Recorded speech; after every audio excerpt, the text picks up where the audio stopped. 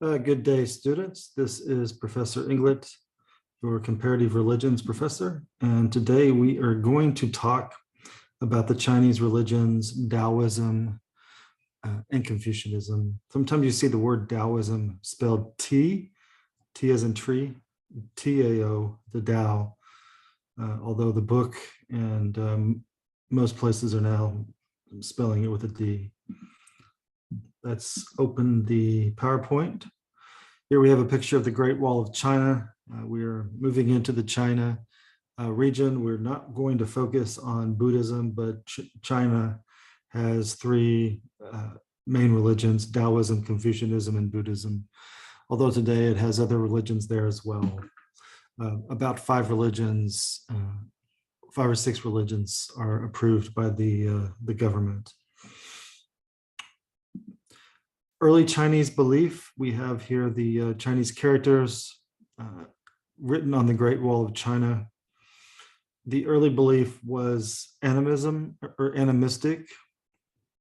Earthquakes, for example, meant that spirits were punishing the people. We have this idea of animism existing throughout the countries, throughout the globe, early in civilization, and animism is still practiced today too. We have a term called Tian, T-I-A-N. That is a power that ruled over the cosmic universe. It's maybe like a god or maybe less like a god. It can be referenced as an impersonal force or some kind of godlike power. Taoism, for instance, has a couple of hundred deities. So everything is deified within the Chinese tradition. Ancestors are venerated. So there's a sense that ancestors are deified within the Chinese religion. We have another term called the Tianzi. That means son of heaven. Chinese rulers were referred to as the Tianzi, the rulers of the heavens. Rulers received the mandate of heaven if their dynasty maintained a positive control over the people. If the rulers had some negativity that occurred over them, then it's a mandate of heaven that they be dismissed and have somebody else take control.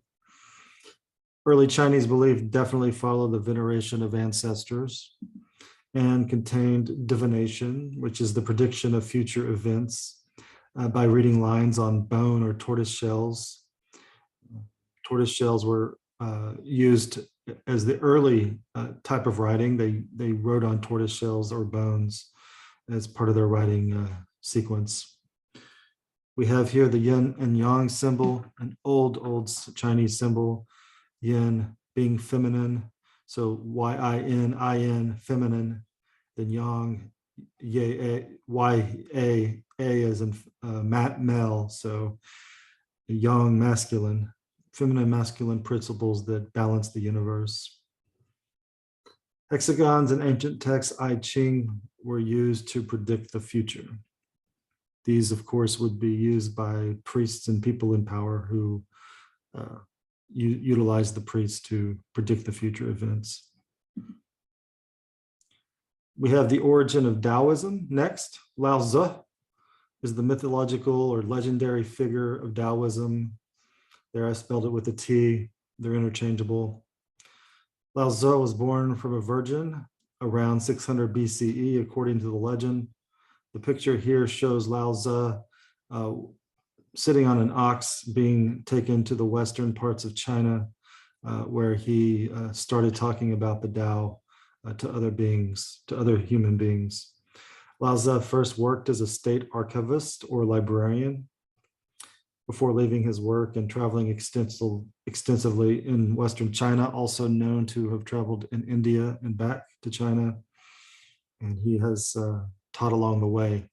Did he actually go into India? We don't know. We don't even know if he actually existed from a historical point of view. That's why I reference him as a mythological, or the book talks about him as a legendary figure. Anyway, Lao Tzu is venerated by many Taoists and also worshipped like a god. This veneration of human beings is very different from a Western perspective than it is from an Eastern perspective. Perhaps there's more devotion towards people from an Eastern perspective than from a Western perspective. What exactly is the Tao? Well, the Tao, this is part of the Daoism, the Taoist sacred text written somewhere around 350 BCE, before the Common Era. I have a picture here of the mountains, of clouds within the mountain as well. This is in China. And I think mountains and nature is a good example of what the Tao is. There was something undefined and complete existing before heaven and earth. How still it was, how formless, standing alone and undergoing no change, reaching everywhere with no danger of being exhausted. It may be regarded as the mother of all things. Truthfully, it has no name, but I call it Tao. So this no name, nameless concept is part of the Tao. It can be found in the winds. You stop and stand up and let the wind go through you, blow through you, let the clouds blow through you on top of the mountain. You are experiencing something undefinable, and that's the Tao. What again is the Tao? We just said it's undefinable. So using language to define the Tao limits its meaning. I think looking at photographs is a better example of what the Tao is. Look how this boatman is fishing. Look how he's standing on the wooden planks, and he has a bird off to the right. You can barely see the bird helping him do the fishing. And he's very much connected to the water and the wind and the elements. That's as best as we can do in defining what the Tao is. The Tao is the way of the universe. So if you wish to call it the way of the universe, that's another good way to define it. We would say that it's immanent. Remember our terms, immanent and transcendent. So immanent means it's within the universe, it's within nature, it's within self, it's within everything. So it has an immanent quality to it instead of transcendent. In essence, it's non-dualistic in nature. Anything that cannot be defined, you leave it as it is. That's non-dualism. Our purpose, what is our purpose? It's to follow, if you're a Taoist, it's to follow the path of nature without distinction, without division, without hierarchy, without calling on something as a name, like a taxonomic structure in a biology class.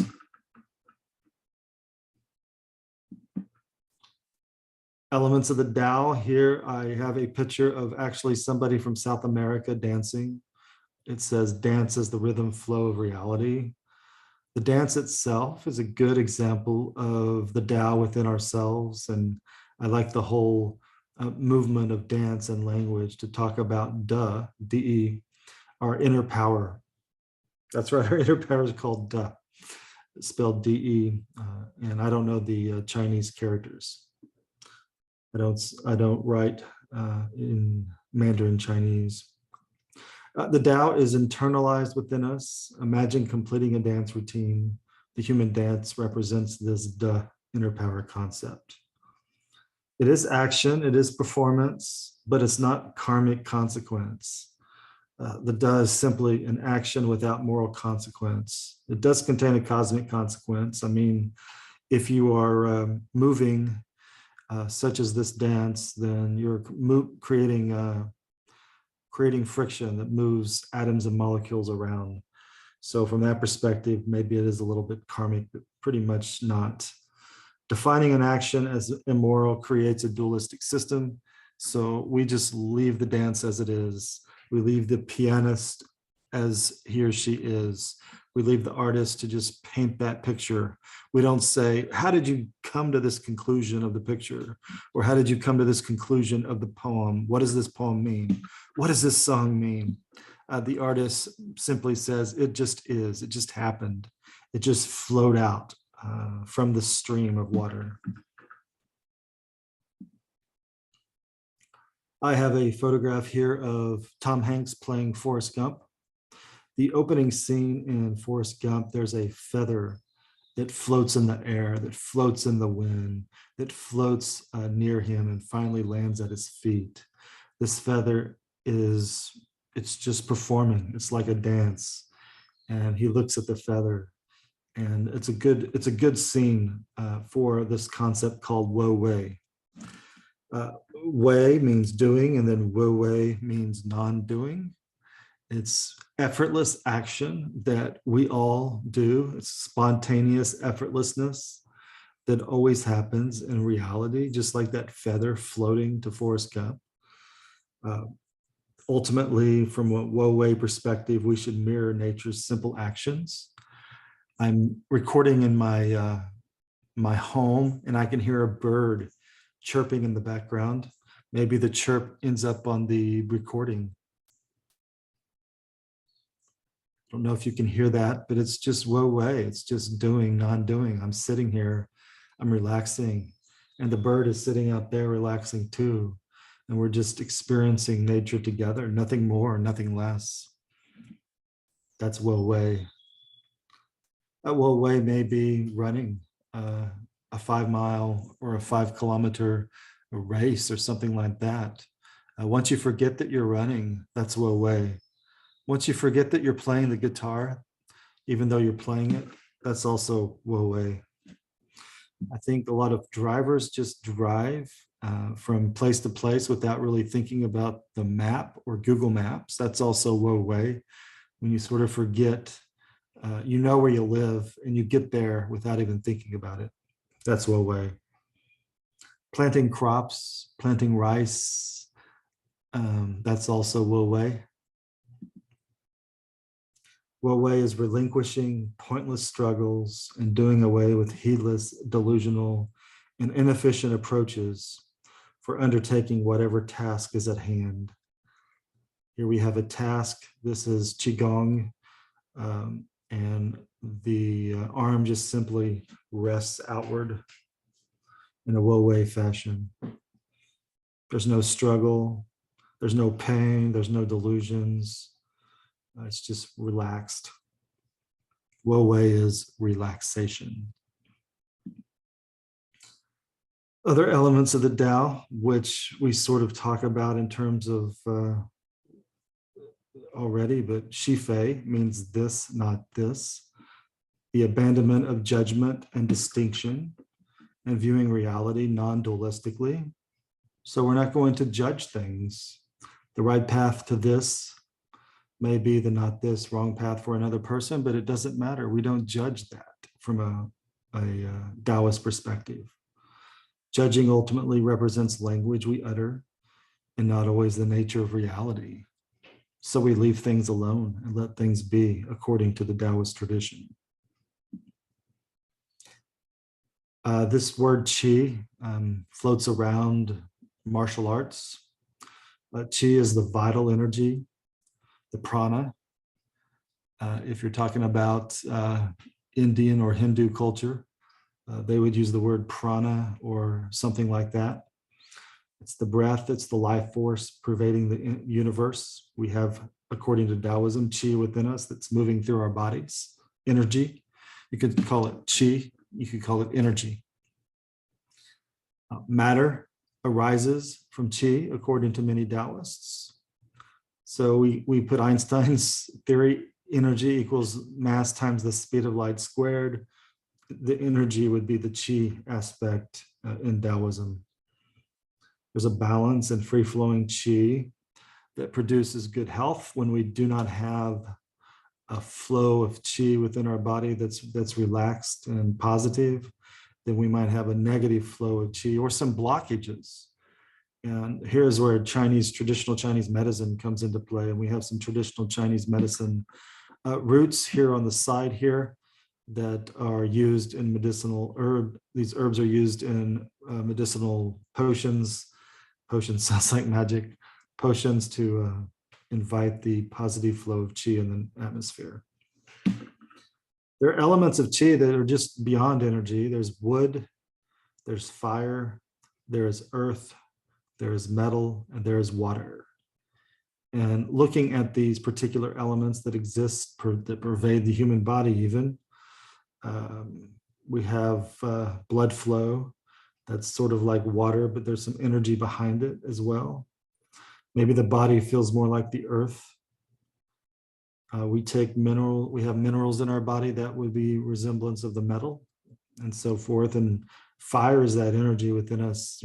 If we're running a fever, our fire is hot. These elements are personified in different skill sets. Acupuncture, feng shui, that's creating a flow of energy and patterns within a particular home or a city. A massage therapy, astrology, numerology, dietetics, alchemy, and exorcisms all play with these various elements of qi. Not only do we experience our bodies as being comprised of patterns and flows of qi, but also come to understand that emotions and thoughts are also forms of energy. These insights give rise then to the potential for newly powerful and deliciously creative action. Creative action in this particular picture is calligraphy. Yin yang, all phenomena change into their opposites in an internal cycle of reversal. We have this yin yang, we have this masculine, and we have this feminine energy that flows through the universe according to Daoism and flows within us. It's not necessarily a positive or negative type of energy that's too dualistic. It's presence with an absence. So if you have the yin present, then maybe the yang is in the background, that it's absent. Or maybe you have some yang that's in the foreground and the yin is not there. It's kind of like the moon in this picture. It reflects the light from the earth and also light from the sun, and the earth and the sun are part of the moon. There's this connection between the two, these masculine and feminine energies that coalesce together to make a whole. There's a unity that exists within yin and yang. There's a unification. Unification is non-dualistic. Wholeness is non-dualistic, and that's the pattern of yin and yang. I write here, a virus is present in our bodies, but its opposite is also present, the antibody, which destroys the virus sometimes. We view the moon as light during the absence of the sun, even though the sun produces the moon's heat, the moon's light and heat. We don't want to look at these concepts from a dualistic perspective. We want to look at them from a wholeness, a unified, a non-dualistic perspective. Yin, of course, is feminine. So the earth is yin, the moon is yin, darkness is yin, completion is yin, all very positive words. Darkness is not negative here, it's a positive word. Yang is masculine, the sun is yang, creation is yang, activity is yang, sky is yang. I'm not sure what skin is. Perhaps yin and yang. When the qi of yin and yang are not in harmony, all things will be harmed. When the two have successful intercourse and achieve harmony, all things will be produced. You might ask, well, isn't a lack of harmony dualistic? I would agree with that. But for the most part, non-dualism. Final thoughts on Daoism. Quote, no boundaries separate humankind, the domain of nature and the supernatural. So we don't have boundaries, we don't have judgments. He does not define himself, therefore he is distinct. Very clever. Human actionless produces cosmic circumstances. So the lack of doing something produces cosmic circumstances. He is not proud of his work, and therefore it endures. It goes beyond himself. That's very nice. Life without fame, wealth, or power leads to the richest life. Sounds like a life of a teacher to me. Banish human kindness, discard morality, and the people will be dutiful and compassionate. That's a hard one there. The idea of not thinking about roles, it's saying that human beings will be dutiful and compassionate, that roles do not make a person a good person. And we could argue different viewpoints on that. It's kind of a libertarian argument. Leave things alone and things will be great. Doesn't always work though, in reality. That should be in quotes too, both of those. Finally, life is to be lived simply according to the Tao. Give them simplicity to look at. Give them selflessness and fewness of desires. I like that last part. Give them selflessness and fewness of desires.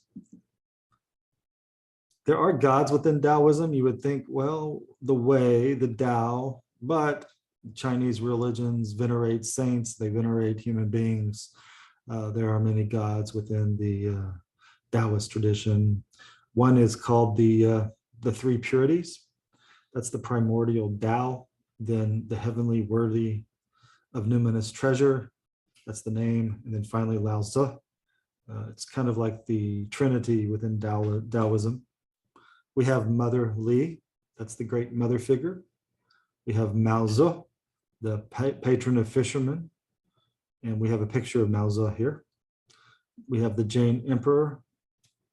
The Jade Emperor judges one's deeds at each year ends. That seems a little dualistic, don't you think?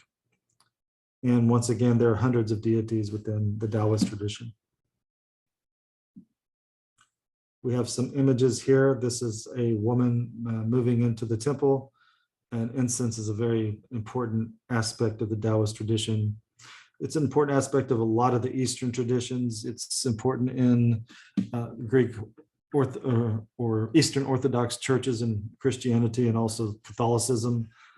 You don't see the incense being used that much within the Protestant tradition of Christianity. So the incense. And I'm not going to analyze the pictures. I'm just going to show them to you. We have a temple here, beautiful temple, a Taoist temple, very traditional Chinese styles. Yeah, very, very traditional, beautiful. We have here Tai Chi. We have 1, 2, 3, 4, 5 women, if not more, 5 that are photographed practicing Tai Chi, which is basically the inner power. They are recognizing the inner power around them and moving in forms to manifest certain energies within themselves, certain qis within themselves, reducing the blockages, opening up everything to space and air. My final image here is of acupuncture. This is an image in Taoism as well. And these are the meridians. Each of these lights represent the meridians within the acupuncture tradition. And they would poke needles within these particular meridians to reduce blockages and to open up the skin, the pores, the movement of the nervous system.